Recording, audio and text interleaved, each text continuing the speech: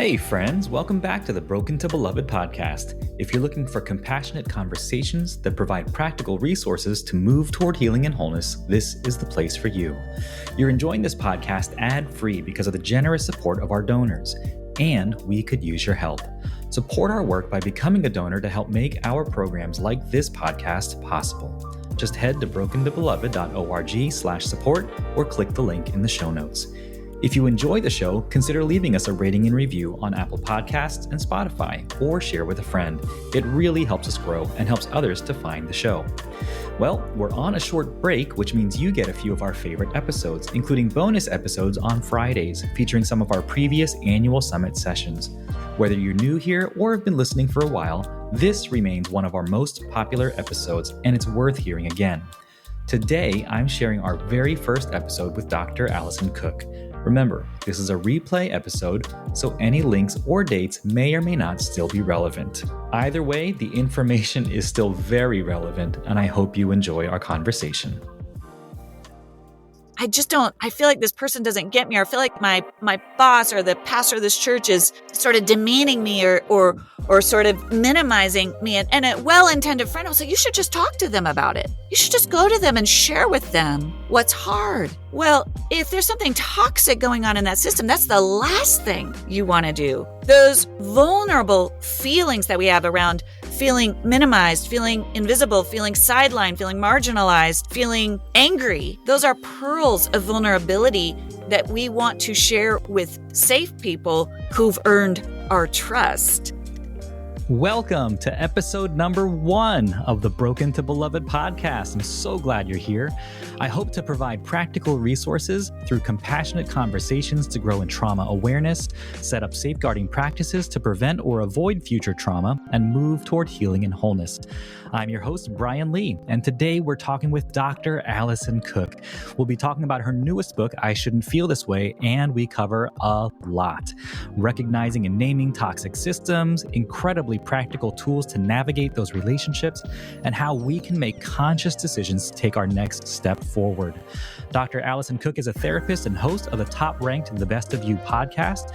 She's the author of I Shouldn't Feel This Way and the ECPA bestselling book, The Best of You, and co-author of Boundaries for Your Soul.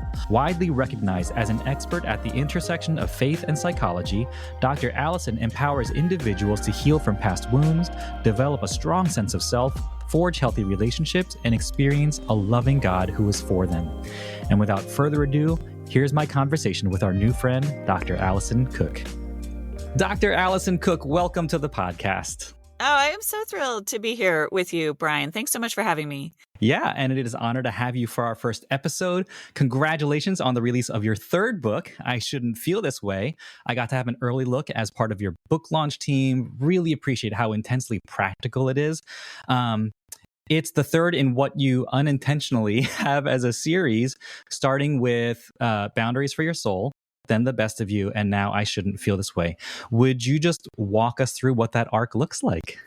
Yeah, it's interesting. I didn't necessarily set out to write what I kind of realized, this has become a 3-book trilogy, but the 3 books really flow out of my own experience. They're different angles on my own experience of being a woman who identifies as a Christian, grew up in a Christian home, have my own transformational experience with, the living God, with Jesus, very palpable, very real in college, but then descending into at least a decade of a lot of psychological, as I look back now, a lot of unhealed wounds. I had a lot of unhealed pain. It was in an era where we weren't talking a lot about mental health. I mean, now we're starting to talk about it a little more in the church. Then it was almost non-existent. And so things I write about, like codependency, what I now understand to be the fawn response, small T traumas and big T traumas, some of these things that didn't magically get healed, right? Even though I had a deep, abiding faith in God and an understanding of God's love for me, it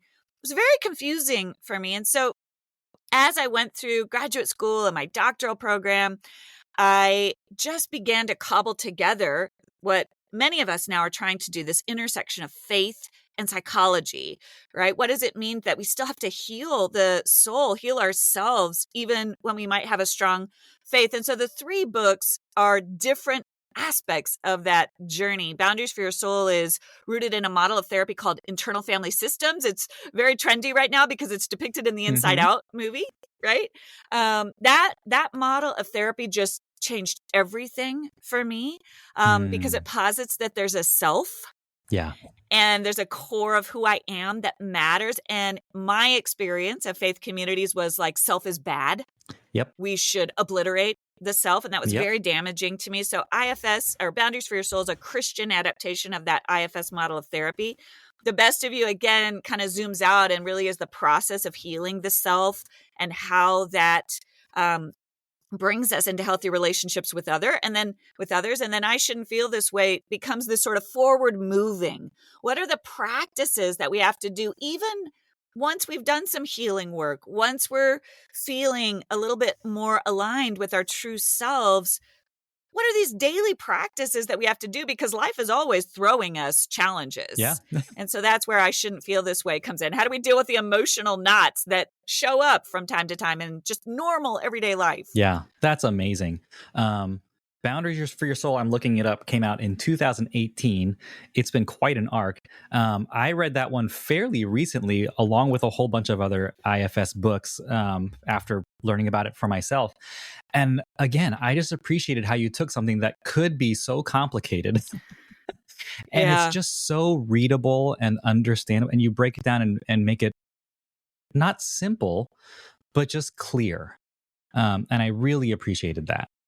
Yeah, boy, Kim and I, my co-author and I, worked on that for several years because I believe it. it can be a complicated system, and so we worked on that for years to try to really get it down. And it's still, is work, especially, for your listeners who check it out. If there's a lot of unhealed pain, we call them exiles, parts of the soul that are carrying heavy burdens. You want to do that work with somebody, with a trained professional, and at the same time, I do believe that the knowledge is powerful. Just the knowledge that there are these different parts of us and each one is valuable and each one plays an important role is just helpful for every single one of us. Yeah, absolutely.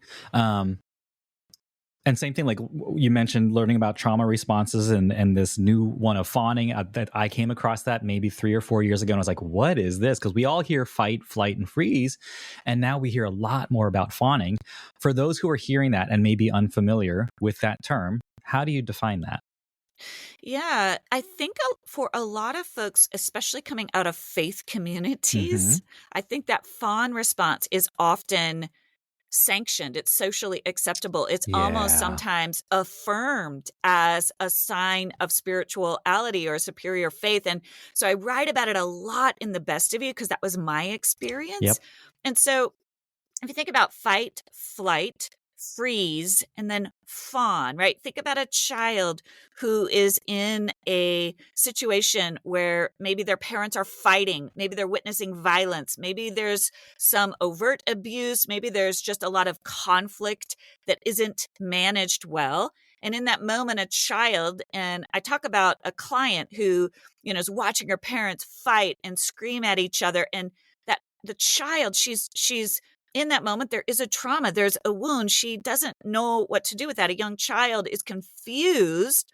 And so the nervous system has that response. I can fight, I can run into it. I can flee. I can go the opposite direction. I can freeze, which is sort of this, I want to move forward. I want to fight. I want to flee, but I can't do either. So I just freeze. But then there's this fawn response that so many of us adopted, which is, I'll try to make everybody feel better. I'll walk into it and console my parent or try to pacify the aggressor, right? I'll pick up the broken dishes on the ground that have been thrown around in violence. I'll make everybody feel happy. And it's a nervous system response. I as an adult, I've come to think of it as almost compulsive pleasing or compulsive need meeting, which is I've got to make everybody feel better. I've got to make this okay. I've got to be the kindest, nicest, best person in the room, right? And so you adapt that as a coping style and people think you're amazing. You're so kind. You're so helpful. You're always there for other people, right? That's how that shows up in adulthood. And you internally are exhausted. You're not actually getting your own needs met. You don't know how to let others show up for you. Mm-hmm. And it really relates to some of these really painful patterns of relating in the world. And I see it a lot in my practice. I just started seeing it over and over and over again, especially among faith-based women. It's sort of this socially acceptable style of coping with pain. Yeah. Thank you for that explanation. I think for me, when I learned about it, and I think it was through Andy Kolber, who also writes about the response along with lots of other people, but I would have these flashbacks and memories of standing in the pastor's office as a pastor on staff and just being torn into or having some kind of trauma response or being reminded of whatever else has happened in my past. And like you're saying, I wasn't able to fight. I couldn't run away because you're in the office. I'm kind of freezing, but not really because I need to do something. So instead of acknowledging the trauma response that I'm having, you just kind of put a big smile on your face. It's like, whatever you need, sure thing. Everything's fine, even though everything in my body is screaming that it's not. Yes. And it's a very adaptive response in that moment because it does diffuse tension externally. But the problem is then you're left with all of that pain and confusion and frustration, and it hasn't been adequately addressed either within yourself or potentially in a situation where there is a need for some healthy anger, some healthy truth telling, some healthy naming, to use a phrase from I shouldn't feel this way, right? And so it takes some skills from the inside out. We have to start to, again, not shame ourselves for that response. I still, to this day, I'm like, oh, right. I was just in a setting that evoked that response. And what I've learned is when that happens, I start to ask, what felt threatening in that setting? What was I responding to? And I slow it down and I begin to do some naming work and I begin to become aware. I don't shame myself, but it helps me actually then be more equipped to show up the next time I'm going to be in that situation a little bit more in command of my own responses. It's usually a cue that there might be an opportunity for me to be assertive, to name some things that are hard. Yeah. And so I've learned to turn that fawn response into a cue for me, right? That there's something I might need to be brave about in this situation. Yeah. That's really good. Thank you. So let's jump into the book. I mean, I shouldn't feel this way. It's all these ways that we should on ourselves and say, all this compulsive behavior that we have based on our environments, based on the way that we've grown up. You have this short thought right at the beginning of the book that on any given day, the average person processes 11 million bits of information and anywhere from 6,000 to 70,000 thoughts. Just hearing that can be overwhelming. And the fact that most of it's happening outside of our conscious awareness. So for people who are already feeling overwhelmed or don't feel like they have the space or the time to stop long enough to name something because it's just constant bombardment of stuff, what do we do with that bit of information? Yeah, I think mostly it's just to become aware. The naming of that amount of data is simply just to become aware, oh, there's a whole world inside of me. That's it. There's just a world inside of me. Just like the galaxies around us, I'm not going to understand it all, today or tomorrow. But that awareness of, oh, there's something really powerful here and it's inside of me. I think that's beautiful. That's what was sort of life-changing for me. I understand the bigness of God. I love learning about God. I'm never going to fully understand God. I don't like it when we reduce God to tiny little understandable sound bites, right? There's something beautiful there. There's a moment. And the thing that I began to realize is that's true of you. There's a vastness to who you are. There's a vastness to who I am, that our goal isn't to perfectly understand and control it, because that gets at power and control. The goal is almost to go, wow, okay, this is amazing. I never have to be bored because there's always something going on inside of me I can get curious about. That's interesting. I wonder what that is. So I really look at it as an opportunity to get curious about ourselves and our inner lives. I love it. And so you lay out this, again, incredibly understandable and clear framework that is not simple, but just clear, to name what's hard, frame your reality, and brave a new path. And it doesn't give away the book because there's so much good stuff in there. You write that naming is a profound act of noticing, acknowledging, and validating the truth of what you're thinking and feeling at any given moment. Um, and I have found that to be so true because we can't heal what we can't name, right? Right. I think you write, we can't tame what we can't name. So, how do we learn to name those things that we just don't have language for? Because I know for me, coming out of all these experiences, I didn't have the terminology spiritual abuse. I didn't have the terminology for trauma or any of that stuff. How do we start to learn to name things that we don't have language for? Yeah, I love that question, Brian. And I talk about the low-hanging fruit of naming Mm-hmm. could be something like something doesn't feel right.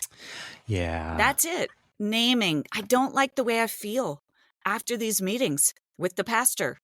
I don't know what it is, but I don't like the way I feel. That's And good.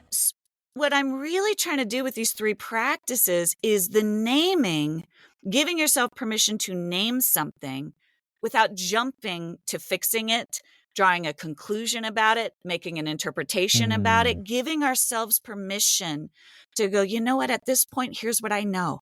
I don't like the way this makes me feel. And often the I shouldn't feel this way, which is the title of the book, is the very first thing we notice because we know I don't like the way I feel. So to use your example, I'm in a meeting with a pastor, with someone who's over me, and I don't like the way I feel. And then immediately so many of us go, but I shouldn't feel that way. I shouldn't feel that way. I yeah. should feel okay about it. So sometimes that I shouldn't feel this way is the first thing we name. I am feeling really mad at myself that I don't like the way I feel. Yeah. Sometimes that's the first thing we name. What's that about? Why do I always feel guilty in this situation? Why do I always feel bad about myself in this situation? Those are really low-hanging fruit namings. Yeah. That's really helpful. Thank you. It's like we are dismissed or gaslit so often, we start to do it to ourselves. And so I really appreciate the section in a well-fitting name, right? You name and call out the ways that our experiences are mislabeled or dismissed and our need for validation. And so many in our community have had this experience where they've been abused, gaslit, dismissed, not heard, not believed. So it's almost like you're saying by just accepting and reaching for that low-hanging fruit that we make room for almost a self-validation, I guess. Would you share a bit more about that? Yeah, because it is a process. Naming work is a Mm-hmm. process. It's a practice, I would say. Yes. Right? And it's a practice of learning to put words on an experience that is inherently murky. And we're learning to trust our own instincts, our own intuition, our own Holy Spirit led self, even as we are wanting to take in data from other people. But when we're doing the work of naming, there's this, immediately my nervous system, now I've trained myself, I go into what I think in Christian language we call discernment. It's like I'm thinking about different names. Someone will say to me, I was going through a hard time a few years ago and I was trying to kind of put words on it. I was saying, gosh, here's how I feel. I feel this or I feel that. And a friend was just like, that's depression. And internally I was like, I could get why you think that, but that doesn't feel quite right. Right? So it's like trying on a shirt. I don't think that fits quite right. But there's a trust of my own self in that too, that I'm like, okay, I get it, but I don't think that's it. And because here's why. And then you're kind of noticing, but because I feel it only in this setting. And there's a feeling of guilt that, you start to kind of piece together. I call them truth pieces. It's almost like a puzzle. You're starting to go, yeah, but there's this piece over there. And you're following those namings to get to the truth, the small t truth of your experience that is like, what's really going on here is, in my case, in that situation was intense burnout. I am completely burnout and I don't know how to ask for help. Right. And so that's a subtle distinction between depression. It can show up and feel a little bit like, yeah, I'm kind of shut down. I'm not experiencing joy in the way I was. But the real thing was just this deep seated burnout. And all of a sudden, my whole system is like, yes, that's what's going on. And it is a slightly different path forward out of it. Sure. Yeah, that's really helpful. Thank you. I think when it comes to naming, I think what can be so hard about being a namer is being in Yeah. a context or system that doesn't honor it or maybe doesn't even want it, right? You write that a namer is a truth seeker, someone who commits unwaveringly to the process of uncovering what is true and aligning with that reality. And I think for me and for many people, naming is what has so often gotten us in trouble because we've been ostracized, belittled, maybe silenced, or even excommunicated for speaking and naming the truth. What do we do Yeah. with that? Yeah, even as we're having this conversation, my whole system kind of just feels that with you, the pain Mm-hmm. of really naming, and especially before you understand if there is toxicity around you, all of the ways in which that toxic system is going to try to crush you Yeah. for naming Yeah. things, right? And so I would say a couple of things. One, if you're new to naming work, number one, I say in the book, name what's hard, start with yourself. And I say that Yeah. as a way of saying, initially, really lean on your own instincts, your own powers of discernment. Really lean on that, because if you're naming something hard, there's a good chance there's something going on around you that isn't great. Yeah. Right? And so Yeah. really leaning on that. Number two, really do some naming work again. Who are the people that I really trust?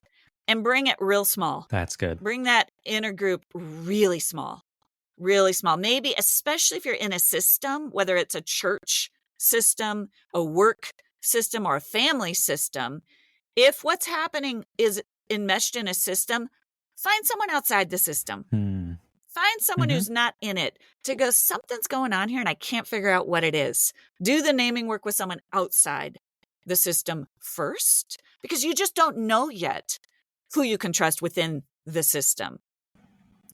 I also just want to say that when you do start to name toxicity, Mm-hmm. even if you're not sure exactly what you mean by that, I have a whole chapter in the book Yeah. on it. It is important to be very wise, very, very wise. And so when we get into the framing and braving step, if as you're doing some naming work and it involves a system, immediately just to yourself, you're going to have support from outside that system. You're going to need to frame it with folks from outside that system. And you're going to have to kind of hold on, because the braving when we're dealing with toxicity is very different Yeah. than it is if you're dealing with a healthy relationship. And I want to say this to folks, so often when we get into memes and one size fits all answer, someone will be talking to a friend and say, man, I just don't, I feel like this person doesn't get me, or I feel like my boss or the pastor of this church is sort of demeaning me or sort of minimizing me. And a well-intended friend will say, you should just talk to them about it. You should just go to them and share with them what's hard. Well, if there's something toxic Yeah. going on in that system, that's the last Yep. thing you want to do. Those vulnerable feelings that we have around feeling minimized, feeling invisible, feeling sidelined, feeling marginalized, feeling angry, those are pearls. Those are pearls of vulnerability that we want to share with safe people who've earned our trust. Mm-hmm. Right. And so I think that's sometimes a message that needs to get out there for folks, that having a healthy conversation around conflict with someone who's harming you requires safety. It requires two people to be respectful of each other. And if the other person isn't capable of that, then you have to brave a different path. Yeah. Yeah. Yeah. It's what I've learned is part of the gift of co-regulating with someone who is that safe person and safe place to be with. Yeah, that's really good. Thank you. And that could be in naming, Brian, when you're early on, if you're involved in a system and you're like, man, I keep trying to raise this concern with this person. And whenever I leave that conversation, I just feel worse. I feel more Yeah. shame. Yep. I feel more confused. I feel like I'm crazy. Wow, is that something important to name? That's really We good. never arrive at resolution. We never really get anywhere. I just leave feeling like it's all my fault. That's a powerful naming right there. Wow. Huh. I wonder what that's about. Yeah. Wow. Thank you. So once we've named that, once we've become aware of, right, I love that you talk about liminal space, which we talk a lot about here at Broken to Beloved, right? You write that a place in between helps you bridge from naming what's hard to braving a new path. It's where you do the work of framing and develop a clearer understanding of your situation. Um, we're reading How to Walk into a Room by Emily P. Freeman right now in our book club. And it's all about the hallway and that in between space where we can start to Yeah. disassemble. Like, I don't know, this is where I was, but I'm not where I'm going. And what do I do here? What is that work of framing? Yeah, I think it's one of the most important practices Mm-hmm. we have to develop, right? When I'm working with clients, sometimes the fear of naming what's hard is that if I really name this, I don't know what to do with it. And I have to help them understand we have to be patient. Mm-hmm. We have to create a place in between. And again, if you're in an abusive situation, it's hard. Yeah. And depending on the level of abuse, you may need to get yourself out of there. You're still going to need that place in between to discern what happened to you in the past, what happened to you in the moment, and understanding of all that will help you brave so you don't just fall back into another abusive situation, Yeah. right? Mm-hmm. But let's say you're in a situation, I work with clients all the time where there's a family member who's really toxic and they're starting to name that and they're starting to realize that, or they're in a church where they're starting to realize there's really toxic things going on here. Therapy can become a place in between, a place where they're still going through the motions of showing up.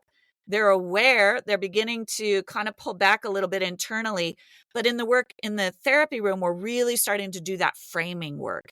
And framing work, I use the acronym FRAME. We're looking at the facts. What are the facts?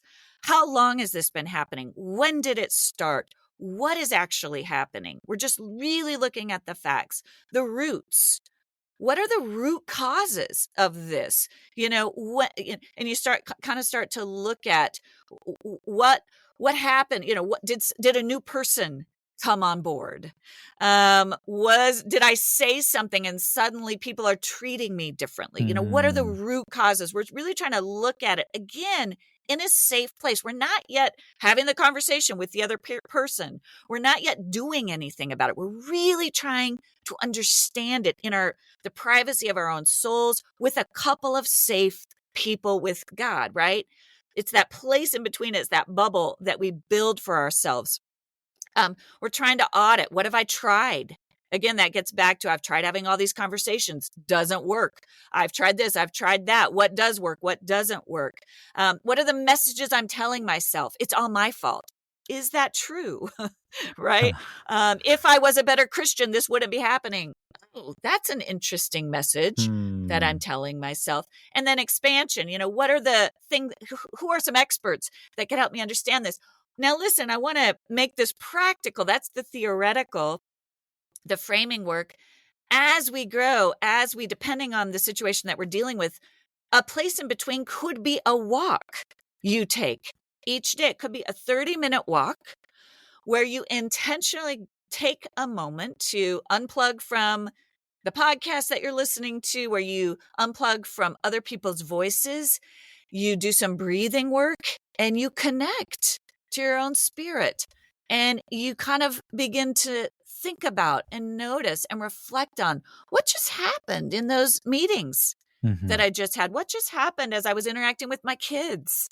This framing work could be as short as a deep breath, as a walk you take, but where you're intentional about reflecting on these different truth pieces that are showing up throughout your day. Man, we could just stop right there, but we're not going to.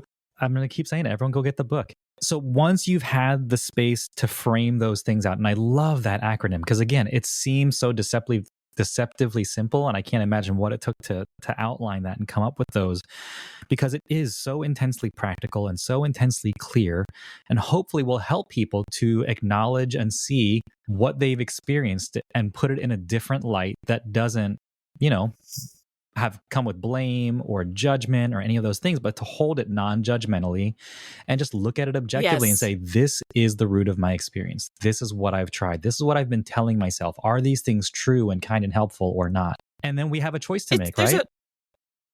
there's a way in which you're fact checking your inner system. And again, this is where you Mm. have to do this work outside of the system. Yeah. Yep. Because the system may or may not be. I mean, sometimes I'll work with folks. A lot of times I work with folks, they'll come to me, something's going on with my church. There's all that. And so we just start looking at the facts.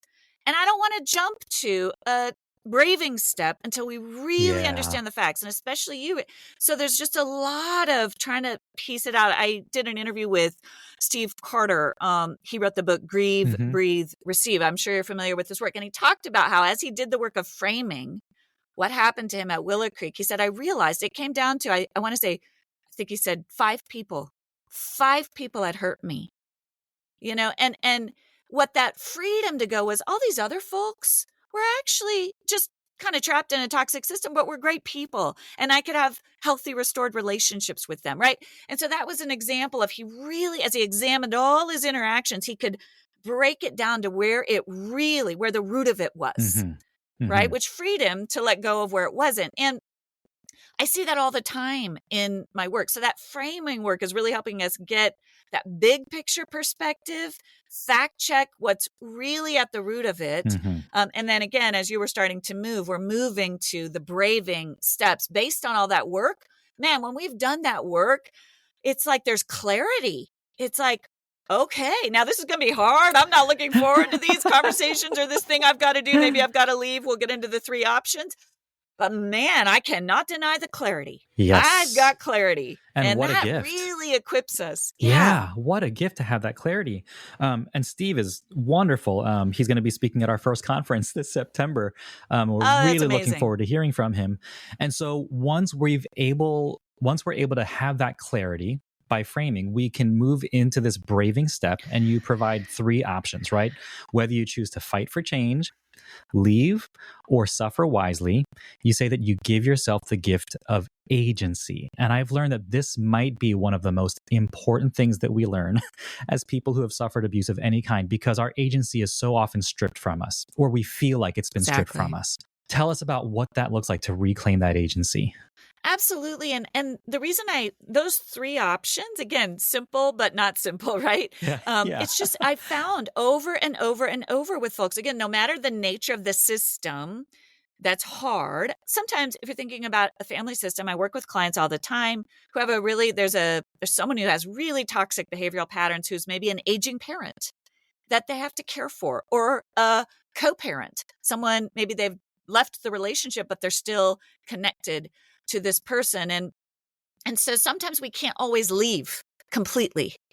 And so Yeah. that's where this suffer it wisely category Mhm. comes in. Or we might have to suffer something wisely for a season. You need to leave a job at a church, but you can't do it right away, right? Yep. And so the suffering it wisely, again, the agency is, I'm making a choice here. I'm going to continue in this for whatever reason. I Mhm. understand the reason. And here's how I'm going to resource myself and protect myself so that I can stay in this situation without doing further injury to myself, right? And so there's that agency is so huge for folks. And I think it's important because sometimes folks shame themselves because they can't leave for Yeah. whatever reason. Yeah. Right. And so I want to empower them. Okay, but listen, you're making a choice here. Here are the reasons you're doing that. We've both looked at this together. It makes sense for whatever reason in some situations. Here's how you're resourcing yourself. And there's that feeling of empowerment then. If you're leaving, there's a feeling of, I didn't just run away. I made a decision. The best thing for me to do in this situation is to get the heck out of here. That is a sense of agency. I've made a choice, a decision. I have conviction about it, right? It's going to be hard, and there's some suffering there too. I'll suffer the consequences wisely because this was the right decision for me to make. If you're fighting for change, you're going to equip yourself. Okay, we're going to have some hard conversations. It's going to be messy for a little bit because I got to see if we can change the dynamic. And what I also say to people is you take one brave step at a time. Sometimes you say, I'm going to fight for change. And you walk into that hard conversation and you realize, oh my goodness, this is way more toxic than I thought. Yeah. I now realize I need to leave. Yeah.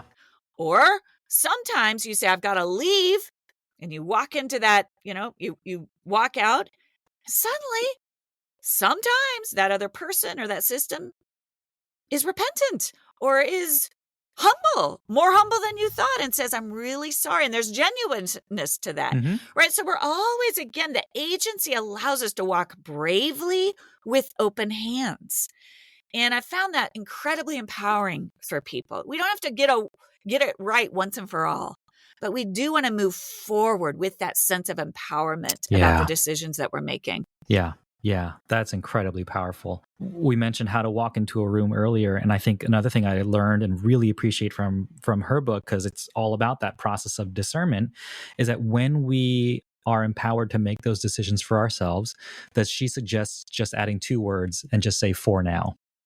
Because it doesn't I have to be love that. permanent. It doesn't have to be forever, but it's like whatever my one brave step is right now, this is a step I can take for now to suffer wisely. And if it, or to try to change the system or affect change for myself. And if it doesn't work, I can change my mind or I can choose a new step later. That's exactly right. That's exactly right. And that for now gives us so much agency. It does. You know, we get perfectionistic a little bit about I've got to get the right answer for always. Mm-hmm. And the for now is like, this is the next. Sometimes it's a one day at a time thing. Yeah. For Very today, much. this Very is the much. decision I'm making. For today, I'm going to do this. Yeah. And I think even having that reframing, outline for me would have been so helpful 3 years ago, because I think I shamed myself for suffering wisely. I did not suffer wisely. I just suffered because you need the health insurance. You need the paycheck. You're the only source of income. I cannot leave. And yet I feel stuck in the system. And yet just being able to reframe it and brave it as an intentional reclaimed agency sort of choice and decision to say, I will choose to suffer wisely because that is what my family needs right now. And so I will stay in this position and figure out what that does for now until there is another way out. I think just having that, having that reframe would have been such a difference. And instead of just kind of sinking into the darkness, to be able to feel like, hey, this is a choice I'm making. It doesn't feel like a great choice, but it's the one we can use for now. Yeah, I love that. I've worked with clients similar to what you're saying. They can't leave the toxic work situation. And so we'll do all these exercises. We're going to imagine that bubble of protection. There are ways we're going to try to equip ourselves to walk in and protect ourselves as best we can. And those are incredible skills to learn in some of those situations that just aren't so binary. It's just not so easy as I'll just walk away. Yeah. Yeah. It's huge. Chapter 9 is I shouldn't feel trapped in toxicity. And you talk about disentangling from toxicity to brave the health and goodness we deserve. And that one chapter is worth the cost of admission and the whole book for me. We mentioned how we need to name things in order to heal from them. And I think just naming toxicity in systems where we don't typically expect it. If we come from a family system, a work system, a church system, whatever it is, just recognizing toxicity could be anywhere. We've talked about needing that sense of safety when we're hurt or angry to share with someone who is safe, to recognize that toxic people are the opposite of safe. When we feel stuck in toxic relationships, spouses, parents, pastors, bosses, children, whatever, when we feel stuck in those positions and we feel the need to suffer wisely, how can we move through that space? Yeah. You mean how do we resource ourselves to protect ourselves? So if because often it is I use that word disentangling very intentionally, because often if there really is a toxic person or a toxic system around them, they're not going to make it easy for us to leave. Right? Health is when two people can sit down and have a healthy breakup or a healthy parting of ways, right? If the system was healthy, we wouldn't have to do all this work to figure out how am I going to get out of it, right? That's the paradox of health. In healthy relationships, we can have conversations that are hard. And so to disentangle, there are I give lots of practical steps about how to do that. But there are, for example, if we're suffering a system wisely, I talk a lot about just really practical time boundaries. I won't be, I will only spend X amount of time in this situation or with this person. I put boundaries around it. I talk about using the buddy system. I try not to be alone with this person in this setting. I try to always have someone else there as much as possible. I don't reveal emotional boundaries. I don't reveal personal things about myself in this setting. Those are those pearls. Yeah. If someone, a lot of times folks are trying to get inside and there's some toxic, they're trying to get at your vulnerabilities so that they can exploit them, right? And so there's just, and really simple emotional boundaries of, again, this is where you put up that protective armor, but you put it up strategically. You use it for yourself. Oh, so how are your kids? How is your family? They're great. Full stop. Right? That's where you use those fawn strategies to your advantage with intention. Where you smile. You know what you're doing, though, and that's the difference. Yes. I'm doing this to survive. Those are survival strategies. That's what they are. But the difference is when you're doing them as an adult with conscious intention, you're saying, oh, every time somebody asks me a question when I go into this meeting or I go into this setting, I smile and say, we're great. And again, that's not foolproof because in a really toxic system, they'll try, but you're really trying to use those time boundaries, those emotional boundaries to protect yourself as best you can, to not give any foothold to that person to be able to exploit your vulnerabilities. Those are just some tactical things. Again, those work for now. Those can work for a season. As you're also in parallel to that, you're increasing your support from outside the system so that you can figure out your exit strategy. Yeah. So those are just some I talk a lot about in the BRAVE acronym. We're looking at boundaries, right? Boundaries in our external world, boundaries in our internal world. Even just realizing for folks sometimes, oh, this isn't a safe place to share honestly. So I'm going to have to be equipped with some scripts to make up some things when people ask me how I'm doing, because I'm not sharing the truth, right? That's a boundary that you set.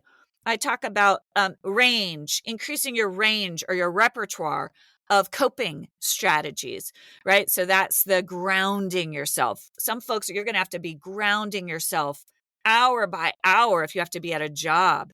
Learning some grounding exercises, learning some guided imagery, learning some deep breathing, where you're learning how to manage your nervous system in a really challenging setting. So assertiveness, some folks are learning assertiveness skills, which may be, I need to initiate a hard conversation, but also assertiveness might be, I don't do meetings alone, and it's, kind of figuring out how can I assert myself in a way that will help me survive this situation? And then the vitality V is really important. I think people forget this. What does bring me life? Because if I'm suffering a toxic situation wisely, I've got to have, at the times I'm not at work or not at church or not, wow, what is bringing me life? Because I can't be suffering I can't be doing all the hard things all the time. So what do I need to move toward to bring me life? And then environment E is just another way of thinking about, how do I change my environment? How do I change kind of where I put myself? It could be as simple as I change the coffee shop I go to because I need to get to a coffee shop where I don't run into folks from church. I need to get to a gym or a grocery store where I don't run into folks on my off time. So there are a lot of practical things we can do to help us. And again, all these steps are iterative, because as you're doing these things, even as you've made a choice, okay, I got to suffer wisely, what's going to happen, because you're anchoring yourself, you're giving yourself agency, you're buoying yourself up. You're going to also begin to, it's like there's a vicious cycle of descending into shame and chaos. There's a virtuous cycle of, oh, I'm starting to see where I find the fresh air, where I find the good things. Oh, I'm starting to see there might be another job over here. Oh, I'm starting to see there might be other people over here. And you're starting to move toward health, even as you're grounding yourself to suffer something wisely. Man, I love that so much. That's so, so, so good and so important. And I think the other The other thing that you include in that chapter is for people, like we said at the beginning, who don't know how to name things, you name really clear toxic behaviors for people who may be unfamiliar with them. Control, manipulation, triangulation, blame shifting, verbal abuse, gaslighting, and you provide really clear definitions in that entire section. So I think that's super, super, super helpful. Thank you so much. I can't thank you enough for the gift of this book, of all of your books, of the work that you're doing. If people want to find you or connect with you, where can they go? Yeah, thank you, Brian. I love this conversation. DrAlisonCook.com is my website. You can find all my books there. I have a podcast called The Best of You Podcast, where we talk all things faith and mental health on Instagram and Facebook a little bit, not too much, but at Dr. Alison Cook, I post there. I would love to, in honor of this is the inaugural launch of your podcast, I'd love to give some books away to your listeners. Oh, that would be incredible. Thank you so much. Everyone, and I mean everyone, go get a copy of I Shouldn't Feel This Way wherever books are sold. We'll provide all of the links for everyone in the show notes. Dr. Alison Cook, thank you again so much for being with us today. Thanks for having me. I love that episode. You can find all the links we referenced in the show notes. Subscribe or follow to get new episodes automatically. If you enjoyed this episode, please leave us a rating and review or share with your friends. As a 501c3 nonprofit, our work is made possible by our generous donors. If this has been helpful to you, consider joining us today at brokentobeloved.org/support. Thanks so much for taking the time out of your day to listen. I hope it's been helpful. Here's to moving toward healing and wholeness together. I'll see you next time.